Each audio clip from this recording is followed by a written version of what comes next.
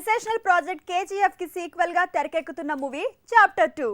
ఈ cinema shooting కథ కంచికి చేరింది. మరో సెన్సేషనల్ ప్రాజెక్ట్ ట్రిపుల్ షూటింగ్ పూర్తిగా వస్తోంది.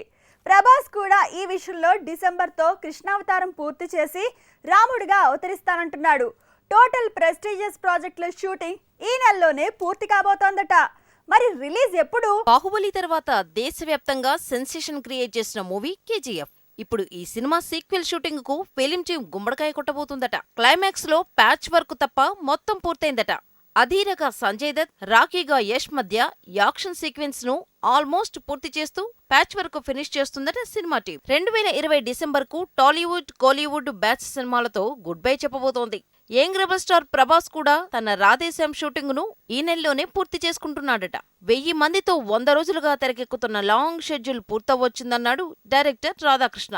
ప్రజెంట్ క్లైమాక్స్ ను పూర్తి చేసే పనిలో ఉందట film team. Super star Rajinikanth కూడా తన అన్నాదే మూవీని డిసెంబర్ 28 లోపు పూర్తయ్యేలా ప్లాన్ చేసుకున్నాడట.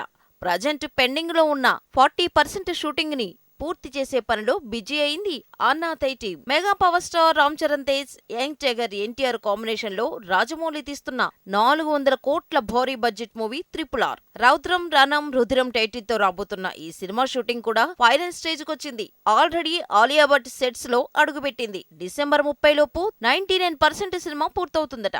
జనవరి ఫస్ట్ వీక్ లో కేవలం హీరోలతో సంబంధం లేని ప్యాచ్ వర్క్ షూటింగ్ మాత్రమే పెండింగ్ అంటున్నారు. RRR షూటింగ్ ఈ నెలలోనే మేజర్ పార్ట్ పూర్తి కాబోతుందని, హీరోల సీన్లన్నీ తెరకెక్కుతాయంటున్నారు. అందుకే జనవరి నుంచి రామ్ చరణ్ తేజ్ కొరటాల శివ మేకింగ్ లో ఆచార్య షూటింగ్ కు రెడీ అవుతున్నాడని అంటున్నారు. చిరు, కాజల్ సీన్స్ ఓవైపు, రామ్ చరణ్ ఫ్లాష్ బ్యాక్ సీన్లు మరోవైపు తెరకెక్కుతాయని తెలుస్తోంది. ఆచార్య మూవీ ఏప్రిల్ లోపు పూర్తి చేసి మేలో రిలీజ్ చేయాలని ఫిలిం టీం ప్లాన్ చేస్తుందట. ఇక RRR సమ్మర్ కి కష్టమేనని, దసరాకే దరువు అని అంటున్నారు. రాధేశ్యామ్ సమ్మర్ నుంచి దసరాకు రిలీజ్ డేట్ మారొచ్చని, కేజీఎఫ్ చాప్టర్ 2 పరిస్థితి కూడా అలానే ఉందని ప్రచారం జరుగుతోంది.